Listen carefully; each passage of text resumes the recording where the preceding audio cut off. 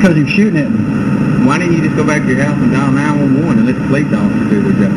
Because I was in imminent danger right there. The guy could have shot me in the back. Okay, but he stopped you and put his gun down. So you just No, not till I got down there.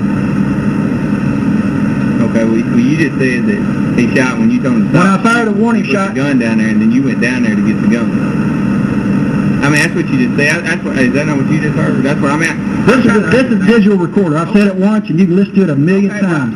The guy shot at me, and I stopped the guy from shooting at me anymore, and I took his gun from him. That's what happened. Okay, I understand that. I've got a dead. I don't understand is why you went down there instead of just going back to your house calling 911 and having the police officers. Well, because the police officers I've had bad experience where they don't do anything. I've had 2 dogs shot in the past where they didn't do a thing. And when the guy's shooting at me, I'm in fear of my life. I'm going to defend myself. Well, I mean, my question is, how do you know he knows you're up there? It's broad daylight. So you're saying he saw you? No doubt in your mind he saw you? No, he's looking right at me. And he was intensely trying to shoot you. What would be best is if I take you and show you where he was standing and show you where I came across the fence and show you where the dog was and show you where the blood is and show you where I was standing. You can see the distance, you can see the proximity, you can see the whole thing. It's a wide open field. I was in the middle of a wide open field. If I turn, he's got the gun, I have to stand him off. If I turn and go, he can pick me off. He's got a rifle there. I've got a pistol. I bluffed the guy and he put his gun down.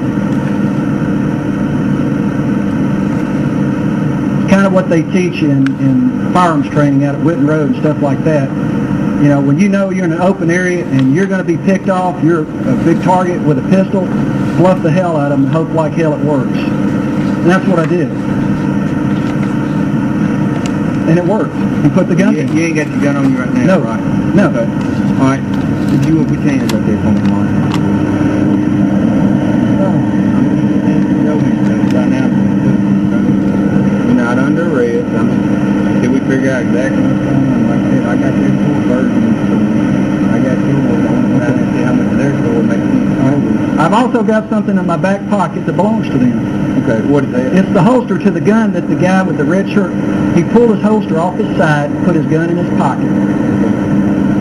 Where was the holster when you took it? On the seat of the truck. And when I saw that, I knew that he didn't lay his gun in there, that he still had it in his pocket. See, from the distance I was at, I saw him reaching for his side. I wasn't really sure if, when he went to the truck, if he put the gun in the truck or if he put it in his pocket. Because he kept putting his hand in his pocket, I knew he had his hand on his gun. But that's the guy in the red shirt who had the handgun. And when you kept telling me that, where's the gun, he said it was in my pocket. But No. He said, I don't have a gun. He kept saying that. And finally, he said, yeah, I've got a gun. When he backed up, when he was probably about 30 paces away, he said, yeah, I've got a gun. I said, get rid of it. Put it out. Pull it out. Get rid of it. He said, no, you'll shoot me. I said, I'm not going to shoot you, but get rid of your gun. I said, you're not going to threaten me. He wouldn't pull the gun out, so I backed off at that point. And that's when I got the rifle and I backed away. And then I took off. Because I knew he probably got a pistol that's good for maybe 50 feet or so. I'm not going to shoot somebody 50 feet because I'm not that good a shot. And I target practice rarely, but I'm thinking he probably would not shoot me at that distance. Okay. Since he wasn't the one shooting at the dog, and, you know, from here to that house, it's not likely somebody's going to shoot at you with a pistol. So, okay. Pete, if you would have put him in your car right now, let me run back down there. I've got his version now. Let me go down there and get the rest. But if I can show you the location, show you where the blood is, you'll see the distance, you'll see what happened, you'll see I was wide open, and he unloaded that gun on her and me. And I'll show you where she was. Well, I mean, from the little bit I got, Mike, he's not disputing that he didn't shoot the dog. I mean, he's saying he shot her because the dog was coming at him like... The dog wasn't coming at him. Mike, I watched the dog. Mike, I mean, I don't know. I wasn't here. I'm telling you what he's saying. But he can't prove And he's saying that he shot in the air twice until the dog like scared. The dog kept coming, so he turned on the dog and shot it. He said the dog ran up the hill, and the next thing you know, here you come storming down the hill, and he said he had a pistol and put it in my face. I mean, and that's about what I gathered. I was probably this close to him at all times, and I kept telling. He kept coming towards me, and I had a gun drawn in my. At this point, I'd like to take the stand and continue.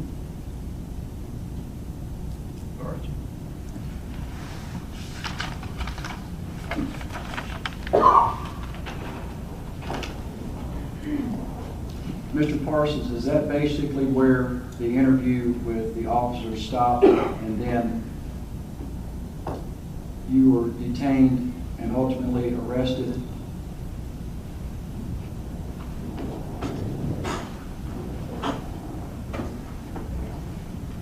That's correct. At that time, I was detained by Officer Arender, and then after quite some time, he did drive down to the address of 590 Hughes Road, and we did get out and look for the location where I had fired a shot into the ground. At that time, it was pitch black, and in spite of the headlights on the car and his flashlight, we were not able to locate a hole in the ground. The entire time that we searched was less than 5 minutes.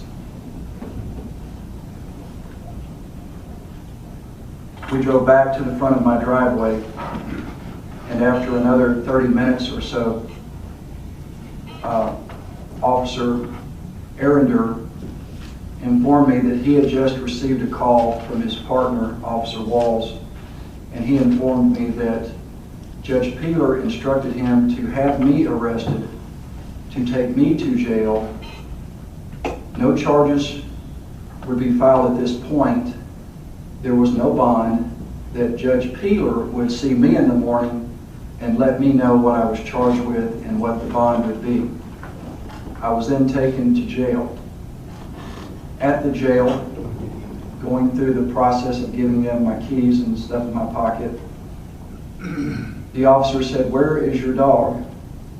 I said, "She's down in the field. I tried to take you there and show her. Remember?" "Well, explain where she is." "I would have to show you. There's so many trees. I broke a branch. I laid her under the tree, but I would have to show you. It's a big field. It would be hard to find her without me showing you." "Okay, jailers, give Mr. Parsons back his stuff. We're going to go look for the dog." I asked, "Does this mean I'm unarrested?" He said, "Yeah, kind of. You're just kind of in limbo right now. If we find your dog and she's shot in the back, chances are you're not going to be charged with anything. But right now, the assumption is that your dog was shot in the front." That's what Laxton and King are saying. We then left the jail. We go back to the property. We go down into the field and look for the dog. My father, John Parsons, was there. My wife was in the field. Investigator Nestle was there. Officer Walls was there. And apparently Officer Arrington was later there. And as my understanding, he testified. Mr. Parsons, isn't it correct that you heard Officer Arender testify under oath yesterday that he in fact was the person who said, "I found her, she's over here"? Yes. And isn't it a fact that he further stated that he was not the person who said, "Oh, it's a possum," that he didn't know who that was? Yes. While we were down in the field for well over 30 minutes. Ladies and gentlemen, you're cautioned that it's up to the jury to remember what other witnesses testified to. The jury will be the determiner of what questions were asked and what answers were given by the witnesses in the case. Go ahead, please. While we were down in the field for well over 30 minutes, I went straight to the tree where Brandy was, where I laid her. She was not there. My fear is that someone had gotten her and stole her or disposed of her to prevent the evidence from showing that she was shot in the back. We looked for quite some time. Towards the end of the search, Officer Walls and Nessie made the comments to each other, "Well, maybe it will rain, that would be good." And my wife, I heard her say, "Well, no, that wouldn't be good. Wouldn't that hide evidence?" "Oh, no, not at all," Officer Nessie replied. My wife expressed concern that we needed to find her because there could be scavengers out, coyotes and things. And shortly thereafter, we heard a statement of a man, an officer later identified as Officer Arendon, yell out, "I found her, she's over here." Immediately I heard, "Shh." "Oh no, it's a possum." Someone else I heard, different voice, said, "No, it's a possum." But I distinctly heard the shush sound. At that time, I proceeded to try to go in the direction of where I heard the first person say, "I found her, she's over here."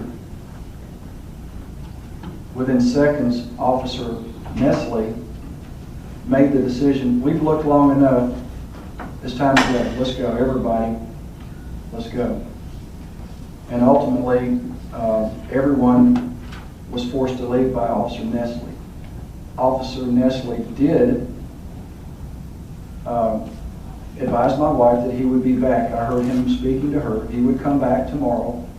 We would look further, as he said. Presented her with a business card. And then I was taken to jail. I was released from jail 2 days later. Upon getting out, came home, went in search of Brandy. I found Brandy, right where the officer yelled, "I found her, she's right here." She had been partially eaten on, what appeared to be, I guess, buzzards, because her skin was plucked away, or her fur was plucked away, exposing her skin. She was fully intact.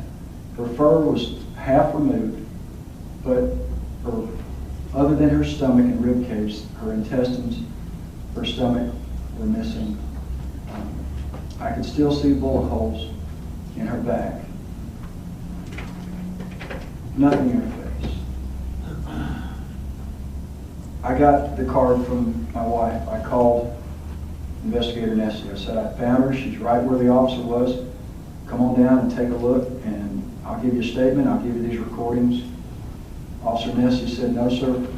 We've got all we need. You just need to get you an attorney." And he hung up the phone. I called my veterinarian, Dr. LaBelle. And Mr. Parsons, is it not a fact that Dr. LaBelle has already testified on behalf of evaluating your animal and doing an examination on the 27th of September 2009? Object to an improper question, Your Honor. The juror recall who's testified in the case. I took Brandy to Dr. LaBelle, and Dr. LaBelle, in my presence,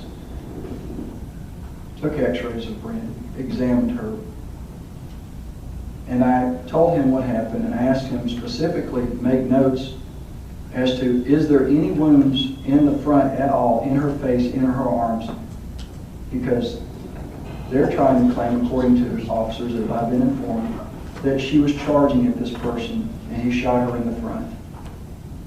He said, "Well, there's no wounds in the front. Please indicate that." And he did as such, and he provided me with a copy of his letter and his findings. Mr. Parsons, do you have that letter with you today? Yes. May we please present to the court as an exhibit a letter provided to Mr. Parsons by Dr. LaBelle. No, sir, Your Honor. If I could see it, I'm sure I'd object. Dr. LaBelle's already testified. I thought we'd entered the exhibit at that time, but apparently it's not on the record.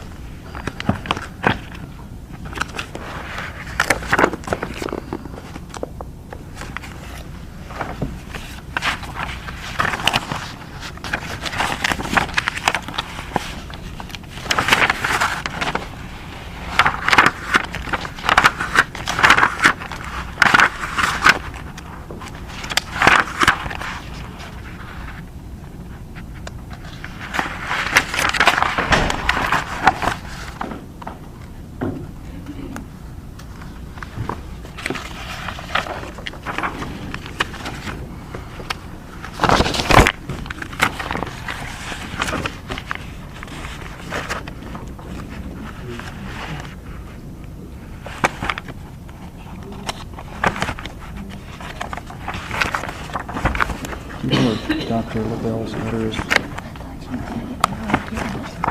You did.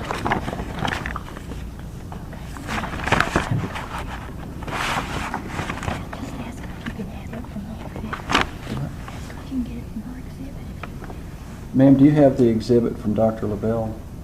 Is it, do you have it, or?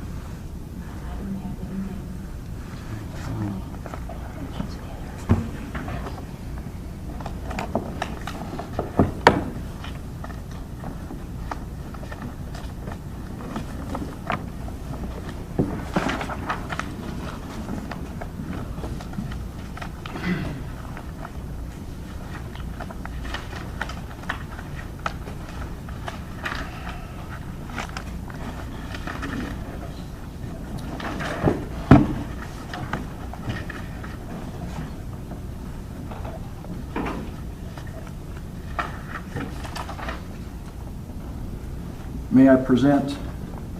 No, not necessarily. That's fine.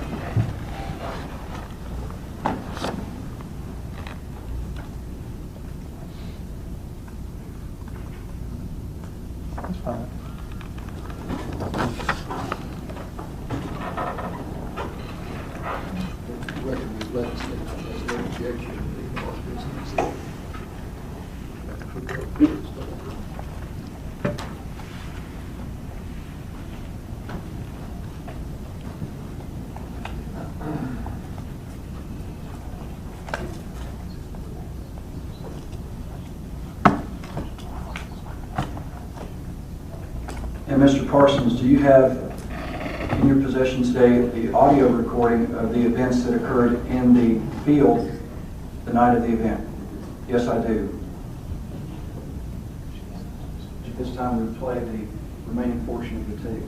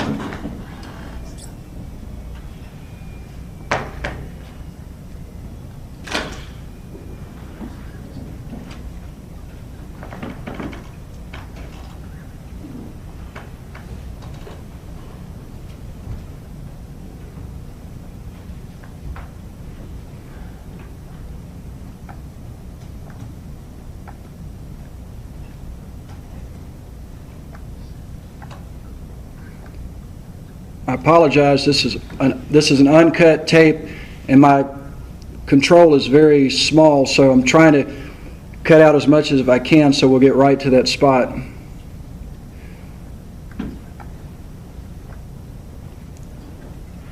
Okay, I'm going to plug it in and start up. It's right at it, just about. I don't want the coyotes to get her.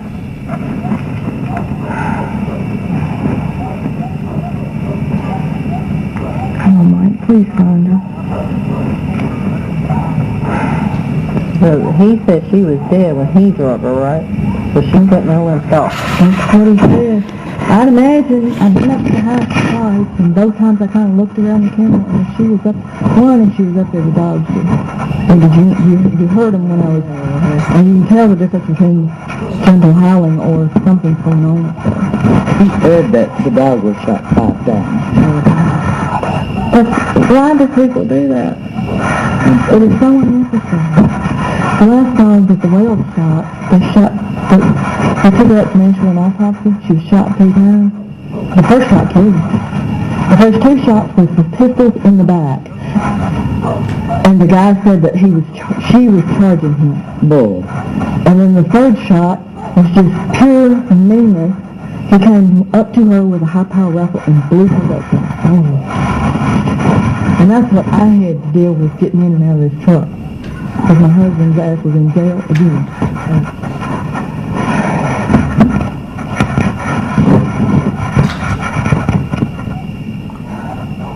Now, are y'all selling all them that you got, or No. all them pets? They're pets. Oh, I thought y'all were like... You can't sell them once they reach a certain age. What?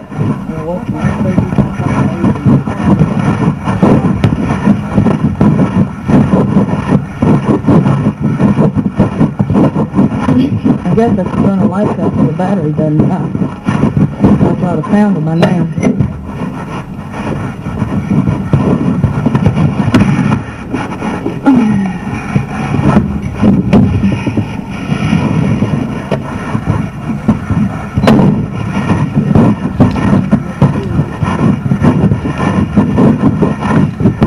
If she did, she would have gone home, and then we'd heard the other dogs.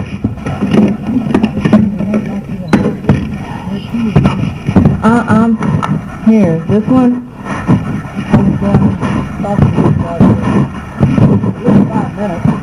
I can't get in there. Poison ivy. I hope you're keeping me distance.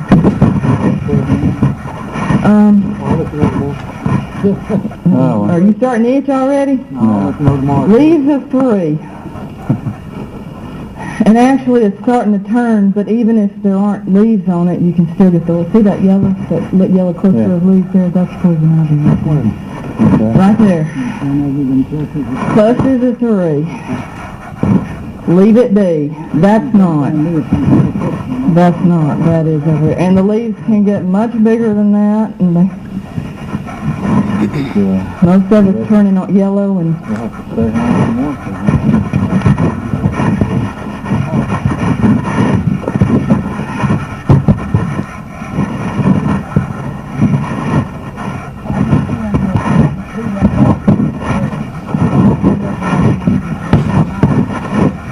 She wasn't that big. Well, we would have seen if there's anywhere right in here, you would have seen. She was 53 pounds. We have a 130 pounder up there. How old was she? 6.5, 7 maybe. I'm gonna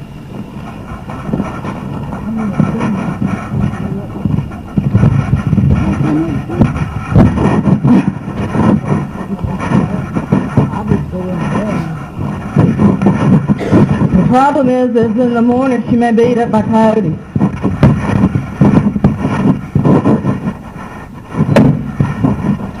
I can't stay down here all night and guard where I don't even...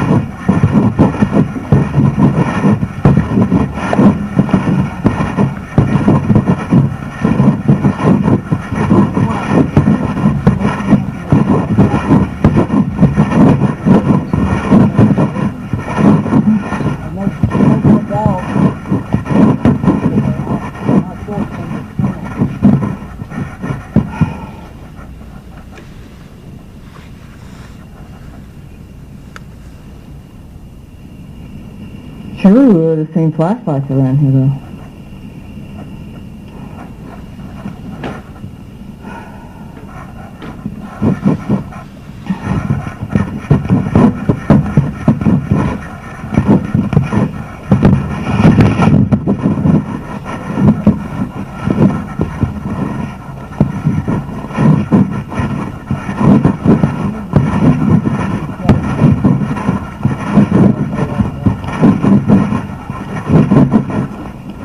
We don't want her to get eaten up by coyotes.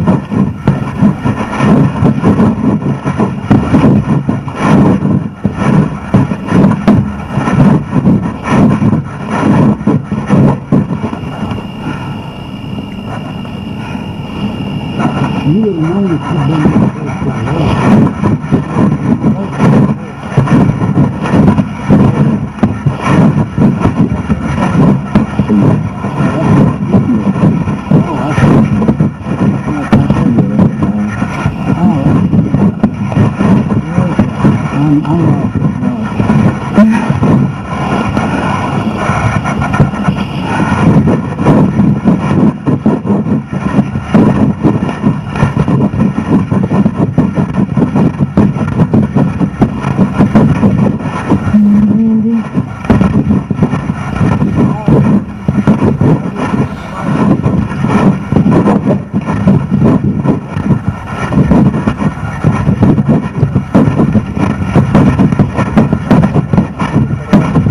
Okay, on that note, I'm not going any tall grass.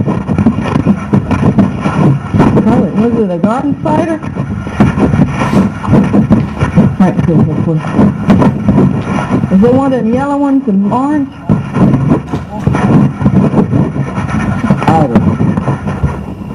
The one that Frank says is poisonous, it ain't? Oh, I don't like that one. I got mixed up on where he put it, didn't he? Yeah, he did.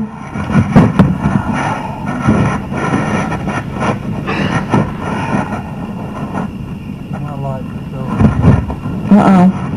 What? His light just overheated. I don't know whether I got another one in here or not. Or if it works. There's another one in here.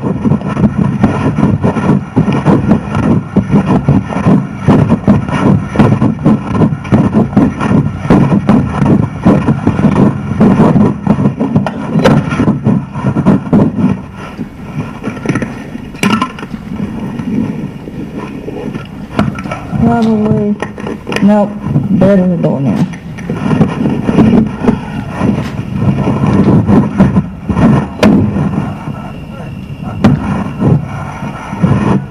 Oh, thank God.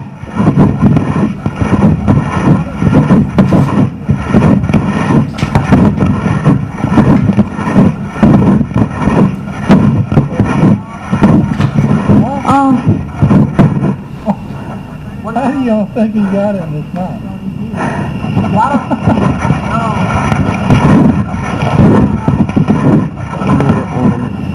Dead or alive?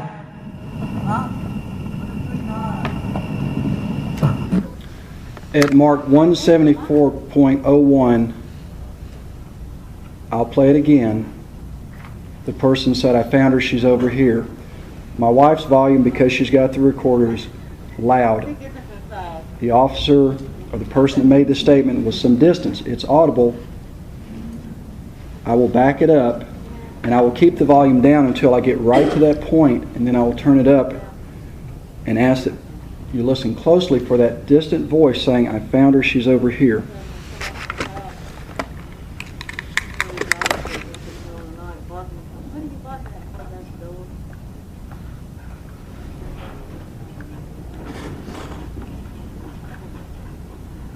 Again, this is an uncut, unedited recording, and my slide adjustment is very small, so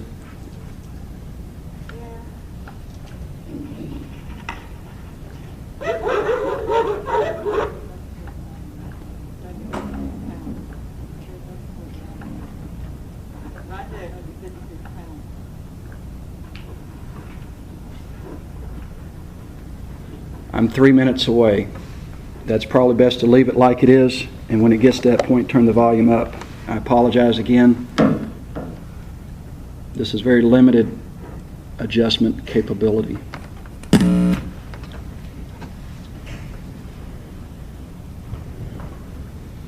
minute and 45 seconds away from play.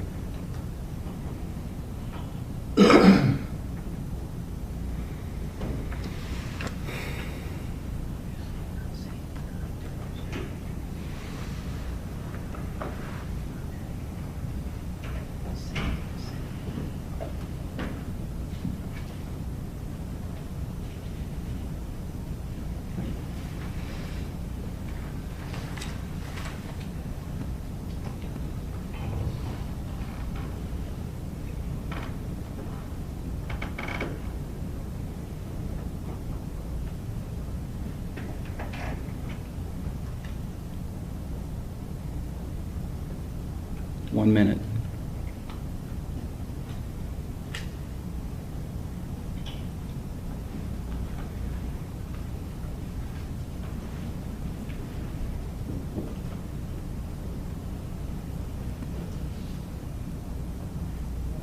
This light just overheated. I don't know whether I got another one in here or not.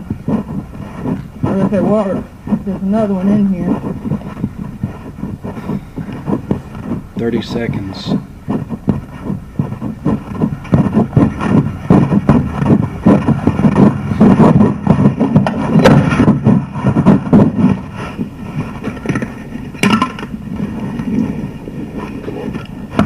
Probably. Nope. Dead in the door now. 10 seconds.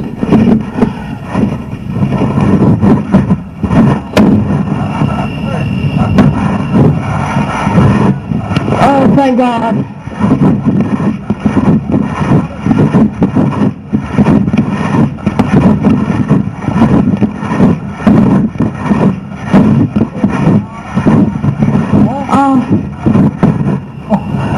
How do y'all think he got in this night?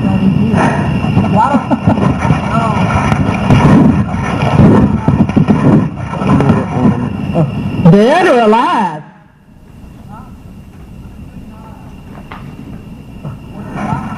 Can you find something dead or alive? It's alright.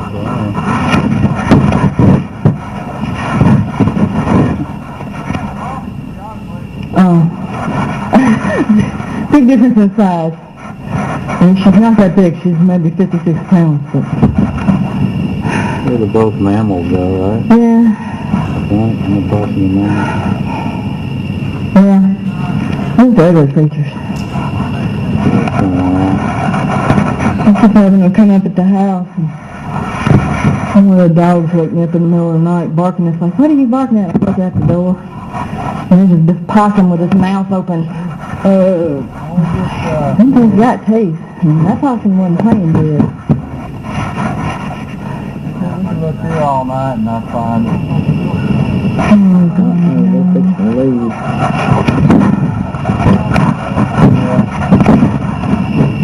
If it rains, that doesn't matter. That'll actually help. I'm more worried about the coyotes eating them. Yeah.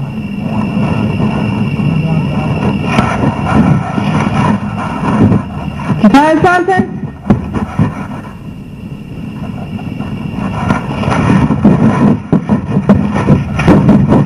Did you find something? Oh, I thought you were calling Mike. He's a little hard of hearing sometimes.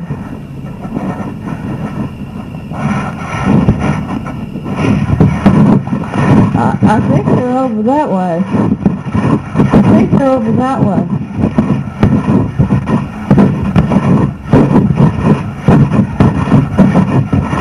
I don't know how good my eyes. I don't have my glasses on. I'm just curious, you really think they would do that? You really think they would do that? I think he was nervous when he was running over here. And he was scared because the dog was there. And I think he let him, and he just don't remember where he let him. Because he told me on the way over here that he didn't know it was coming. He was going to try to explain it to you, but he wasn't for sure. They got idiots because they're explaining it to me. Your Honor, at this point I would object to the relevance anymore. Apparently these are people tromping through the woods that have not been able to find the corpse of a wolf talking to each other. So I don't think it has any relevance at this point to anything. The relevance, Your Honors, it supports the statements and the testimony of myself, my father, and my wife that we found Brandy in the exact spot where the officer yelled, "I found her, she's over here." We've had an officer testify. He said, "I found her, she's over here." Then he would not identify who said, "Oh, it's a possum." He could not or would not identify that person, which leads me to believe that she was found, but yet they didn't see what they wanted to see, and they just covered it up. All right, you covered the part that we spoke about that you were going to play, so.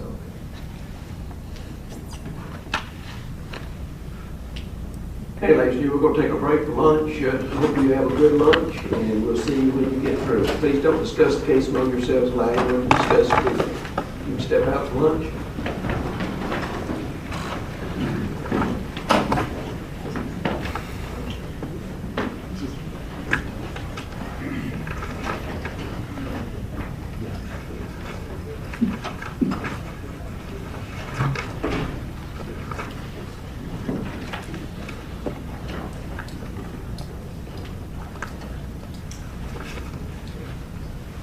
Stand in recess in this case till about 1:15 for lunch. State versus Greer. Ready on the back. What did you mean by sovereign citizen? Are you talking about in my opening remarks? Yes. Are you a sovereign citizen in your mind? Do you understand what sovereignty is? I'm asking you. I understand what a sovereign God, all-powerful is. Sovereign nation, all-powerful is. My question to you, what do you mean when you think of yourself as a sovereign citizen? Well, first I would need to know your definition of the word sovereign. I'm asking yours, sir. What is the What is definition? your definition? When you call yourself, you're the law south of the hatchet. When you call Objection, Your yourself- Honor. When, Objection to be sustained. Ask the question. when you call yourself a sovereign citizen, what do you mean? It depends on how you define it. The way the definition is of a sovereign is a person who is in control that is at liberty, that has freedom and liberty, that they're not a slave. You have slave class according to history. Throughout the world's history, governments have sought to control and contain and enslave the populations. Those people, such as in the United States, prior to the development of this country, the Native Americans were... Mr. Parsons, Mr. Parsons, they were sovereign citizens. The entire history of the world, just your definition of sovereign when you call yourself a sovereign citizen. It's one that is slave to no man and in control of his destiny. Correct? You define sovereign how you see fit. I'm trying to explain it to you as best I can. All right. If you can explain it in 25 words or less. I can't. All right. So you can't define it. But control is a key feature in your idea of your rights as a citizen. Correct? Control? Please define your definition of control. All right. We'll move on. I'm trying to get at your version of reality, Mr. Parsons. Objection, Your Honor. During the voir dire, you indicated that the jury could disregard the judge as a source of the law, that you could explain the law to them. That's not true. That's not true that you said No, that? sir, I did not say that. Those are not my words. You didn't say to the jury in questioning them about whether they should follow the law that you could tell them what the law is? That's not true at all. So I said that they were the judge of the law as well as the facts according to the Constitution of the state of Tennessee and the U.S. Constitution. They are the judges of the law. They are the fourth branch of government as it's referred to. So that goes back to Magna Carta in 1400.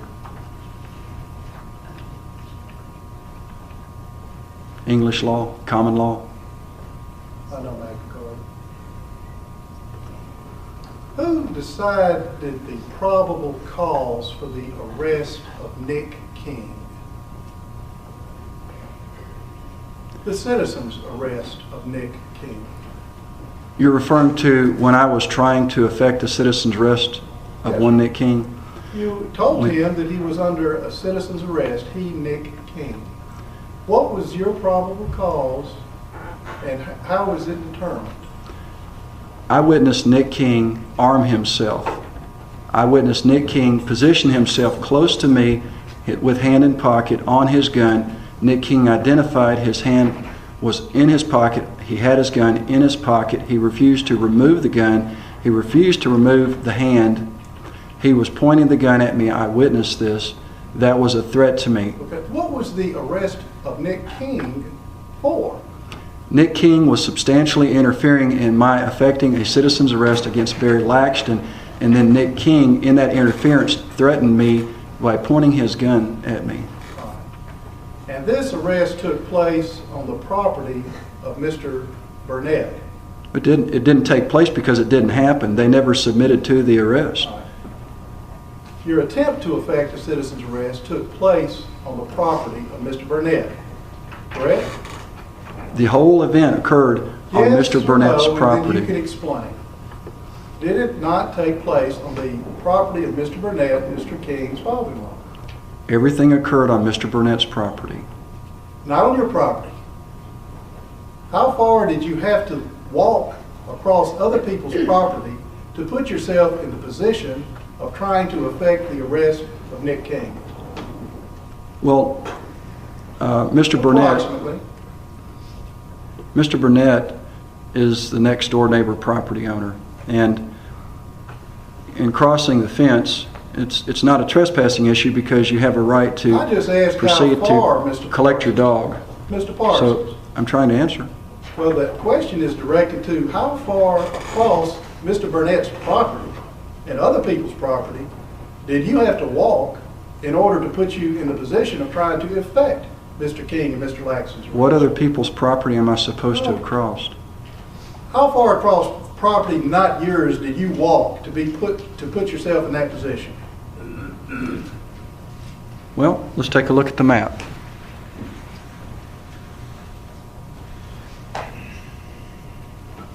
From the point right here to the point right here.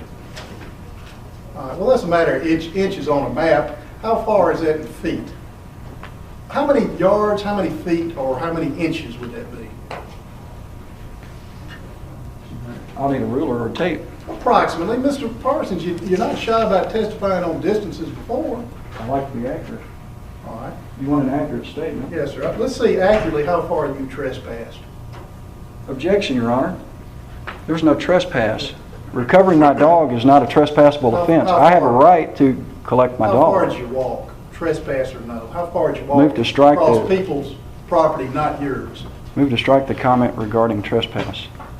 There's no charge for trespass. There's no complaint for trespass. Just answer the question.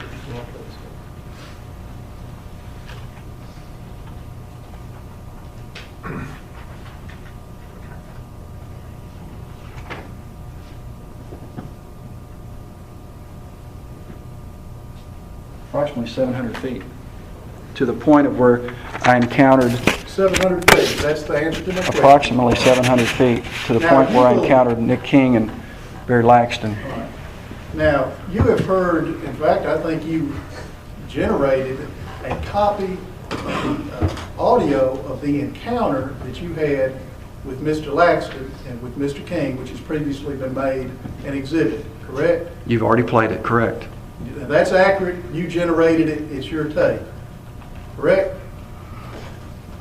I did not provide, and I object to the use of the state's copy of that because that was not provided to them. I don't know where they got that part, and at this time I do not want to identify that particular recording because that was not provided by me to the state. What I provided to the state was the Mr. Parsons, recording I'm asking you about the of where recording I of was. the encounter.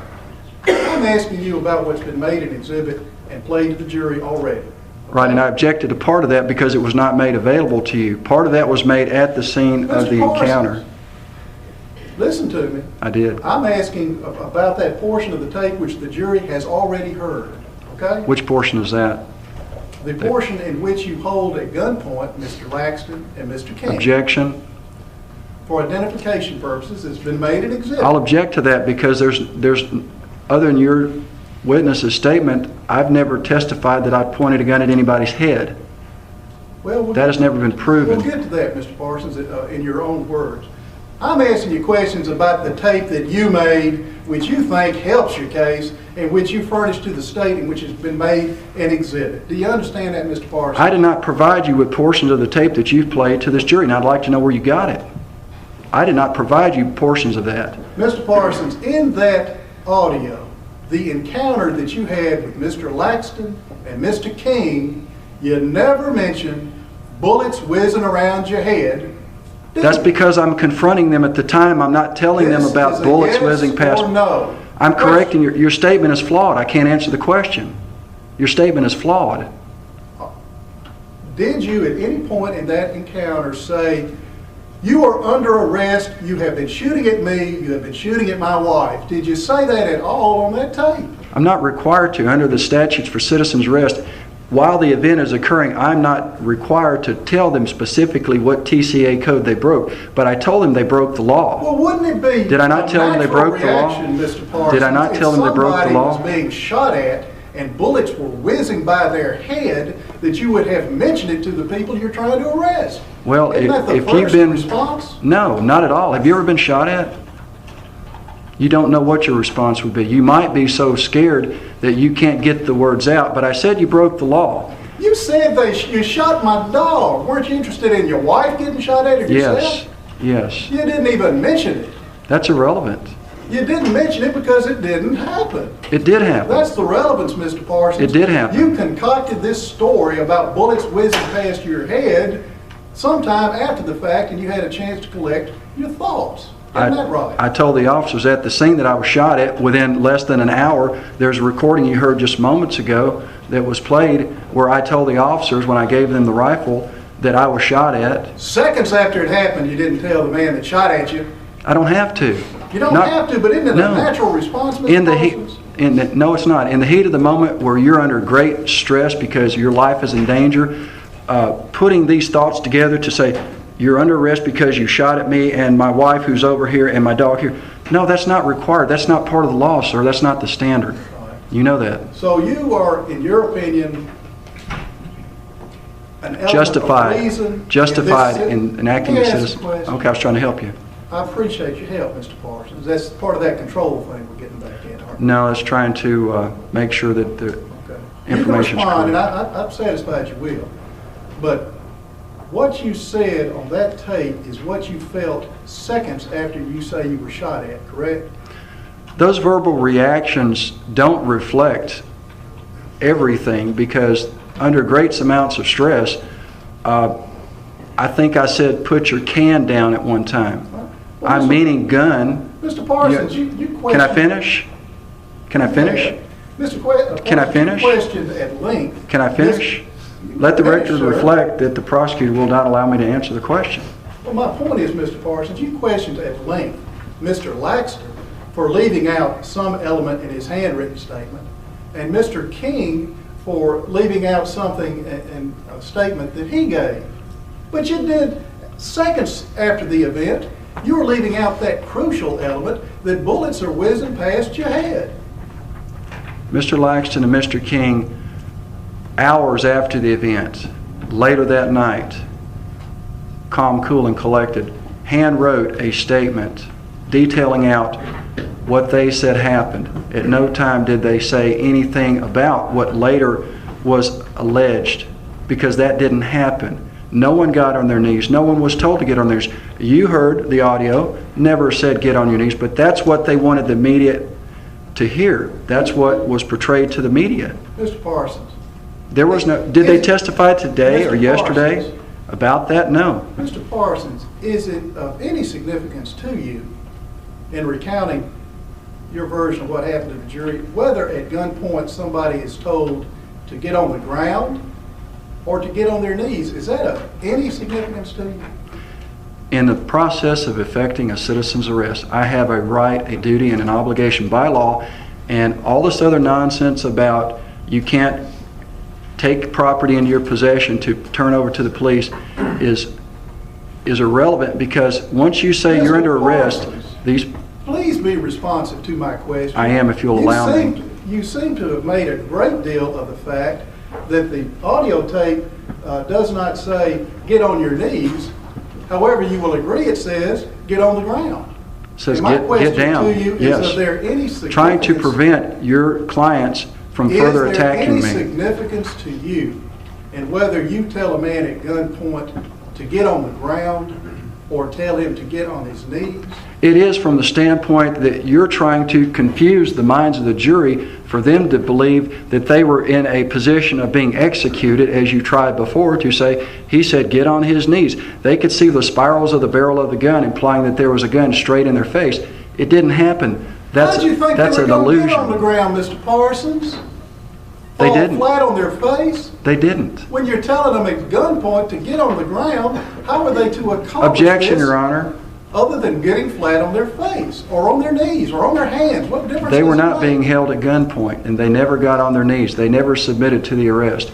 They had shot, Mr. Laxton, be specific, shot and killed Brandy. He shot in my direction. Bullets flew past me. He shot in the direction of my wife. I witnessed all three of these felonies, and under the citizen's arrest, as my understanding as I read it, I am entitled to enact a citizen's arrest. I'm not only entitled, I'm duty-bound and obligated as a citizen. Mr. Parsons, when did you come up with the idea that your wife was ever being shot at? At what point? When I knew her location and when I saw Laxton shooting in her location, her direction. So you knew it there when you affected or tried to affect the citizen's arrest? Is that what you're Yes. saying? You didn't mention it. No, I didn't say that you shot at me either, but And those were later on, facts. You had a chance to listen to the second part of this tape, something that apparently you don't want the jury to hear.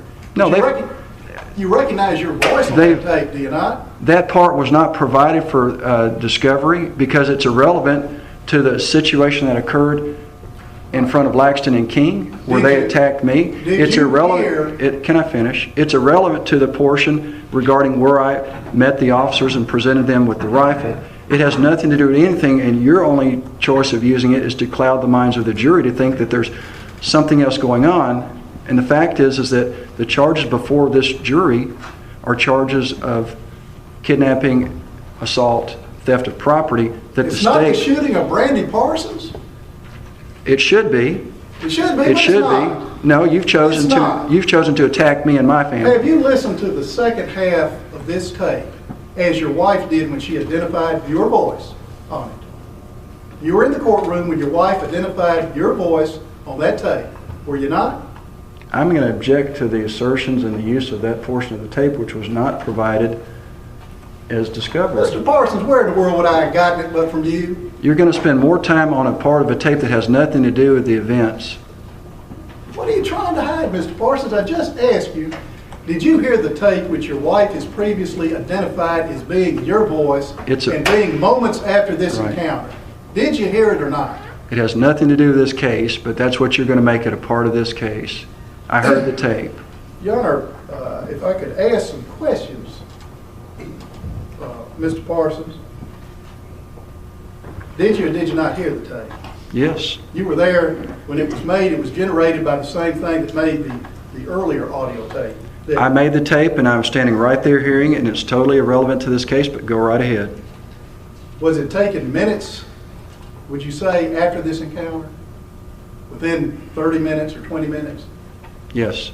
And was it taken on your property while the recorder is still around your neck? Yes.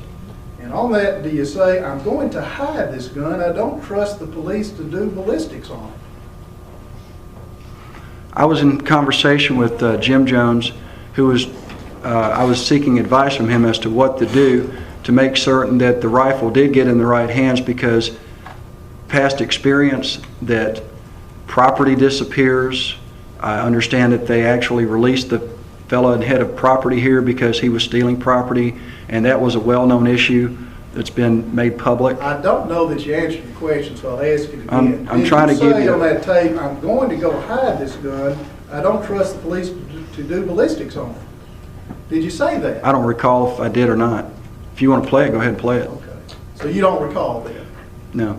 I really haven't listened to that part of the tape, because the main part of the tape was the encounter at the scene where I was trying to effect the citizen's arrest, and then the other main part was where I told the officers what happened and presented them the rifle. Did you hear on this tape, minutes after this encounter, you're telling someone on the telephone or otherwise, Pat's not answering the phone, I'm calling Michael now?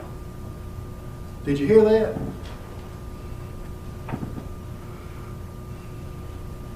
I'm not sure who the conversation was with at that point. But did you hear your voice minutes after this encounter saying, Pat's not answering the phone, I'm calling Michael now?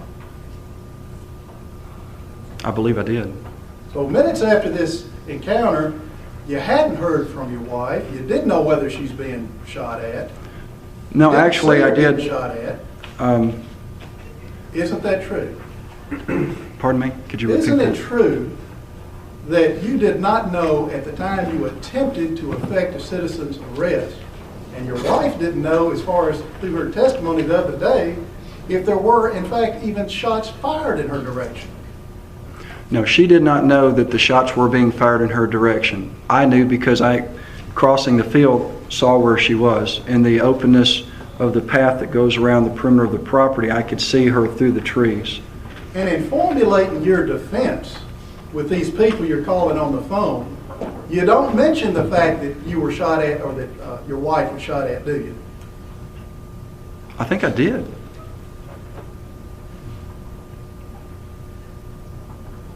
Did you hear on the tape, which was played for your wife's identification the other day, some discussion about whether to go get rid of it? Yes, that was in relation to the evidence. When I was challenging the election, I had evidence that would be presented in the appellate court at that time, I believe, and we wanted to make sure that that evidence wasn't taken. So when there's a discussion of going and get rid of it, is something about an election of the year before? Yes, Jim Jones, the man I spoke about earlier, is a friend of the family, a retired paralegal, and he was assisting me in the preparation for challenging in the appellate court.